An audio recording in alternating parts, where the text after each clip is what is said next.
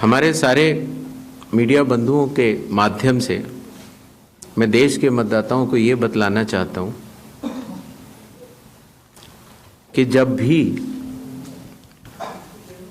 मतदाता सूची का रिवीजन होता है तो उसकी प्रक्रिया वही होती है जो मैंने आपको अभी शुरू में बताई। अर्थात सबसे पहले बूथ लेवल ऑफिसर्स और बीएलएज, राजनीतिक दलों के बीएलएज मिलकर एक ड्राफ्ट तैयार करते हैं और उसके बाद सभी राजनीतिक दलों को और उसी असेंबली कॉन्स्टिट्यूएंसी के मतदाताओं को यह अधिकार होता है कि वो उसमें त्रुटियां सुधारने के लिए आवेदन कर सकें। आवेदन 3 तरह के हो सकते हैं, या तो किसी का नाम छूट गया हो तो फॉर्म 6 होता है, या किसी का नाम गलत जुड़ गया हो या किसी और को जुड़वाना हो तो फॉर्म 7 होता है, और या कई बार उसमें विवरण गलत हो जाए, आपकी नाम की स्पेलिंग गलत हो जाए, फोटो गलत हो जाए, एड्रेस गलत हो जाए तो फॉर्म 8 होता है।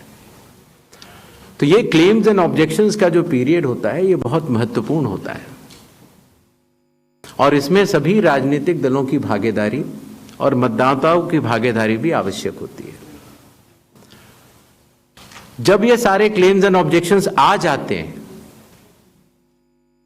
तो उसके बाद जो उस इलाके का एसडीएम होता है, जिसको कई जगहों पर इलेक्टोरल रजिस्ट्रेशन ऑफिसर भी बोलते हैं, जो कि स्टेट गवर्नमेंट का एक अधिकारी होता है, वो उस पर एक निर्णय लेता है और निर्णय करने के बाद एक अंतिम सूची का प्रकाशन करता है। ये प्रक्रिया मैं आपके माध्यम से सभी मतदाताओं को बताना चाहता हूं, जिससे कि उन्हें भी सनद रहे कि पूरी प्रक्रिया होती क्या है। तो एक बार जब एसडीएम की तरफ से अंतिम सूची प्रकाशित कर दी जाती है, और याद रहे कि प्रारूप अर्थात ड्राफ्ट सूची भी पॉलिटिकल पार्टी से शेयर की जाती है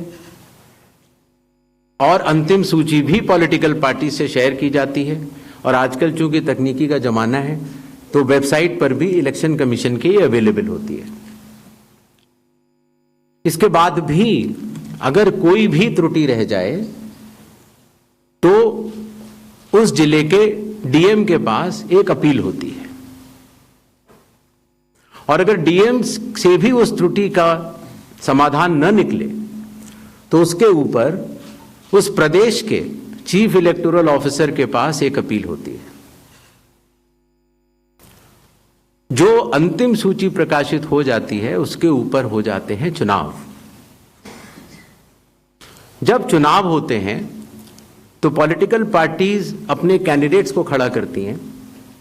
और उन कैंडिडेट्स को यह सूची एक बार फिर दे दी जाती है कि इस सूची के ऊपर मतदान होगा,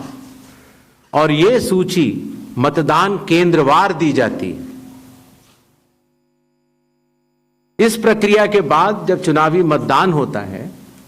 तो मतदान केंद्र के अंदर हर प्रत्याशी को यह अधिकार होता है कि वो पोलिंग एजेंट्स को नामित करे, और वही सूची पोलिंग एजेंट्स के पास भी होती है।